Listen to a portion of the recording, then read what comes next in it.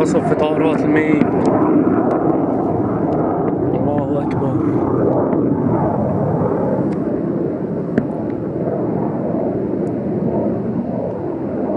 أكبر دوما 2/1/2013.